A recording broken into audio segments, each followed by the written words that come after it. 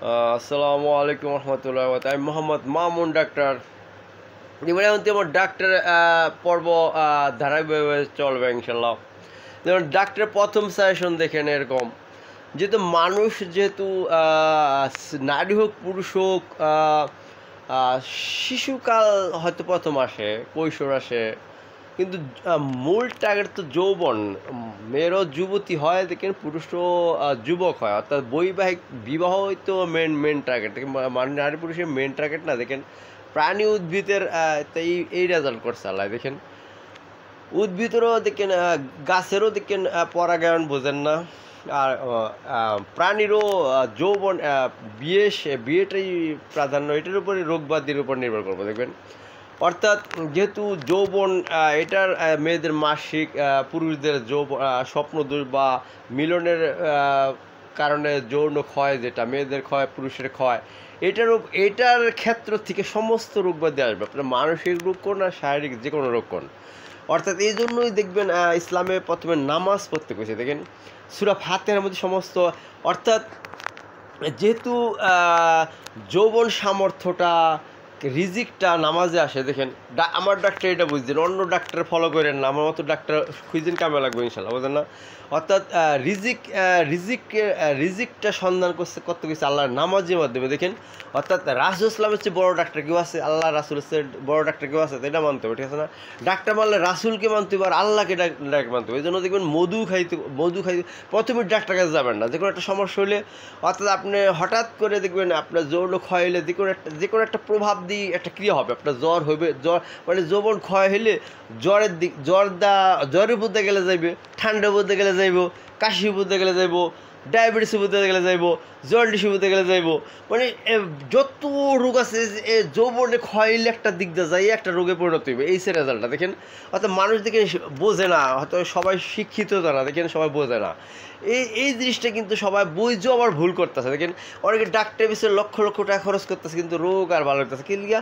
আল্লাহ কাছে সূরা ফাতিহার মধ্যে চিকিৎসা, প্রথমেই ডাক্তার কাছে যাবেন না, প্রথমে সূরা ফাতিহা পড়বেন, নামাজ পড়বেন, ভাই তাবলিগে যাবেন। অর্থাৎ প্রতিবন্ধীও যারা, চক্ষু প্রতিবন্ধী, হাত প্রতিবন্ধী, ল্যাংরা প্রতিবন্ধী, যারা মানসিক প্রতিবন্ধী, যে কোনো প্রতিবন্ধী, কান নাই চোখ নেই, আপনি তাবলিগে যাবেন, ঠিক আছে না? বোবাদের তাবলিগ আছে দেখেন। অর্থাৎ আপনার তাবলিগে যাবেন, আল্লাহ হাত ফিরিয়ে দিব। যেমন একটা ইহুদি বাইতে রাসূলুল্লাহ কাজ করতে গেছিলেন দেখেন, রাসূল ইসলামকে থাপ্পড় দিছে, কাজ ভুল করছে দেখে থাপ্পড় দিছে, অর্থাৎ দড়ি সিরিয়াস দেখে থাপ্পড় দিছে। তো ওই ইহুদির হাত, ইহুদির স্ত্রী কেটে ফেলাইছে। তো কাটা হাতটা নিয়ে রাসূল ইসলামের কাছে গেছে পরে রাসূল ইসলাম একটু থুতু লাগাই দিছে, জোড়া লাগিয়ে গেছে। তো আচ্ছা, এটা কি সেলাই করছে কোনো হসপিটালে সেলাই করছে ভাই? সেলাই করছে ভাই? এই হাত কি কোনো একটা হাত কি কোনো হসপিটালে আজ পর্যন্ত জোড়া দিতে পারছে? তো এই যে রাসূল ইসলাম কত বড় ডাক্তার, থুতু দিয়ে টিকা দিলে হাতটা যেমন হাত সেমন হাত হয়ে গেছে, কিন্তু র্যাকও দেখাইতে পারবো না। অর্থাৎ একটা শিলির একটা র্যাকও কিন্তু পাওয়া যায় না, ওই ইহুদি কোনোদিন পাওয়া যায় না। তারপরে দেখেন, অর্থাৎ এমনভাবে জোড়া লাগিয়েছে, মনে হয় যে হাতটা আগে যেরকম ছিল হুবহু এরকম হাত হয়ে গেছে দেখেন। অর্থাৎ কোনো বর্তমানে একটা হাড় ভেঙে গেলে থেকে জোড়া লাগলো, একটা র্যাক, একটা বোঝা যায় যে একটা জোড়া লাগছে, একটা বোঝা যায়। বা ওই কী কয় যে করে যে এই করে যে ওই যে এক্সরে মধ্যে দেখেন ধরা, অন্তত ওইটা চিহ্নটা পাওয়া যায় কিনা। এক্সরে পাতার মধ্যে দেখেন ওই জোড়াটার একটা বোঝা যায়, কিন্তু রাসূল ইসলাম যে জোড়া লাগাইছে একটা মিছিল হচ্ছে চামড়া, আগের চামড়া যেমন মলির একটি মিছিল চামড়া করতে লেভেল চামড়াকে হুবহু এরকম হয়েছে। কোনো র্যাকও পাওয়া যায়, একটা সেলের দাগও পাওয়া যায়, কোনো জোড়ার চিহ্ন পাওয়া যায় না, ফাটলে কোনো চিহ্ন পাওয়া যায় না, কোনো ভাঁজও একটা একটা ভাঁজ বা একটা ঢেউ ভাঁজ সে তাও পাওয়া যায় না দেখেন। তো এগুলো কী জন্য আল্লাহ শক্তি বড় শক্তি, রাসূলের শক্তি বড়, রাসূলের শূন্য শক্তি বড় শক্তি, ঠিক আছে না? অর্থাৎ রাসূলের যে এবাদত, যে আল্লাহর প্রতি যে কামনা, এবাদত, প্রার্থনা, তার যে বন্দিগি, তার যে সাধনা, তার যে জ্ঞান, তার যে মানে সুন্নত, এগুলো আল্লাহ প্রাধান্য দিচ্ছে দেখেন। এই জন্য সূরা ফাতিহার মধ্যে আল্লাহ সমস্ত রোগের ওষুধ রাখছে। তারপরে মনে করেন যে নামাজে সমস্ত রোগের, নামাজে সূরা ফাতিহা আছে, আবার নামাজও রোগের শেফা দেখেন। অর্থাৎ আপনার নিয়মিত নামাজ পড়তে পড়তে রোগ ভালো হয়ে যাবো, রিজিক আইব, রোগ ভালো হইব।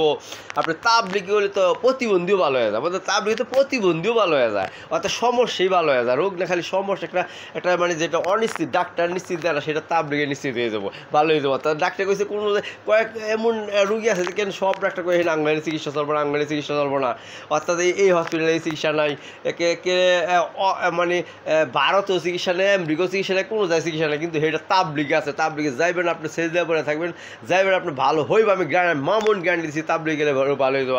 আপনি চোখ নেই, চোখ ভালো হয়েছে, চোখ ফিরে দেবো, অর্থাৎ হাতে জোড়া রাখতে পারে, চোখ ভালো হইতে পারে না।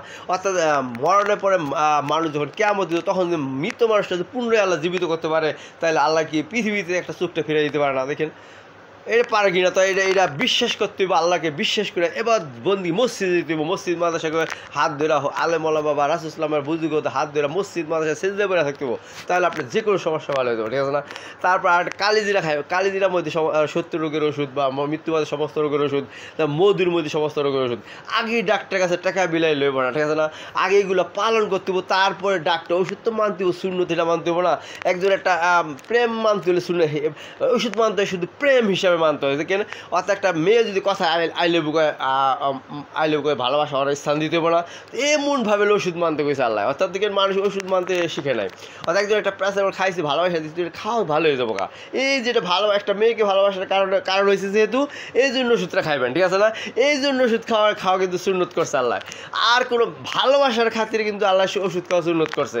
কিন্তু আসলে রোগ ভালিব সূরা ফাতিহা, নামাজে, তাবলিগে, আর কালিজিরা, মধুতে, আর বিভিন্ন যেই খাওয়ানোর মধ্যে যেটা মধ্যে আছে, যেমন যে খাওয়ার নিষেধ করে ডাক্তার যে এই রোগগুলো এগুলো খাইবেন না, ওগুলো খাইবেন না, ঠিক আছে না? অর্থাৎ খাওয়ানোর মধ্যে আপনি ওষুধ খান, কিন্তু ওগুলো যে খাইতেছেন তাহলে রোগ ভালিব না, ঠিক আছে না? অর্থাৎ কিছু কিছু আছে কোমর খাইলে যেমন ইলিশ মাছ খেলে অ্যালার্জি হয়, এগুলো বাইসে চলতে পারে, ঠিক আছে না? তারপরে কলার মধ্যে যে উপকার, এটা কলা নিয়মিত কলা খাইতে হবে, পেঁপের মধ্যে যেটা উপকার পেঁপে খাইতে হবে, যেমন তোকমা দানা শরবত দিকে এইগুলো বিভিন্ন গাছের যেমন এই সমস্ত আবার ডাক্তার মানতে হবে। যেমন ওই যে হেকিমি ডাক্তার আছে না, হেকিমি হোমিওপ্যাথি তো অ্যালোপ্যাথির বিকল্প, মানে চিরপ্রতিদ্বন্দ্বী বা আবার আরেক পন্থা আর কি। হোমিওপ্যাথি আরেক পন্থা, ওইটা করলে হইলো। যা যেটা বিশ্বাস, কেউ অ্যালোপ্যাথি বিশ্বাস করে, কেউ হোমিওপ্যাথি বিশ্বাস করে, ঠিক আছে না? যা যেটা ভক্তি বা যেটা আত্মবিশ্বাস, যেটা বোঝেন না, আস্থা, যেটা আস্থা, সেটা মানবেন, সেটার সাথে সম্পর্ক না। কিন্তু প্রথমে এগুলো হোমিওপ্যাথিও সরাসরি মানবেন না, ওগুলো আমি যেগুলো বললাম সূরা ফাতিহা, নামাজ, তারপরে তাবলিগ, কালিজিরা, মধু, এগুলো নামে না, হোমিওপ্যাথি মানবে না, অ্যালোপ্যাথি মানতে নাই। কিন্তু যে হেকিমি যেটা করেন সেগুলো তো কঠিন রোগ হলে হেকিমি মানে কেউ জিনের তদবির মানে, দেখেন কেউ আলেমলা পীর সাহেবের ঝাড়ফুঁক মানে, দেখেন এগুলো যাই করেন ওই নিজের বুজুর্গি সবচেয়ে বড় বুজুর্গি, দেখছেন? নিজে ঠিক থাকলে সব ঠিক, ঠিক আছে না? এই জন্য আপনার ডাক্তারি আমার প্রথম ফাইলটা শুনলেন, তারপর ডাক্তারি ধারাবাহিকভাবে পরবর্তী ফাইলে আবার আসবেন ইনশাল্লাহ। ডাক্তারি ফাইল আমার নিয়মিত জানবেন, যে কোনো বিষয় হোক, যে কোনো রোগের, যে কোনো সাবজেক্টের ইনশাল্লাহ, যে কোনো সমস্যার, মানসিক হোক, শারীরিক হোক, প্রতিবন্ধীর যে কোনো বিষয়ের সমস্যা সম্বন্ধে আলোচনা করবো ইনশাল্লাহ। আর মামুন ডাক্তার। আল্লাহ হাফেজ, আসসালামু আলাইকুম রহমতুল্লাহ।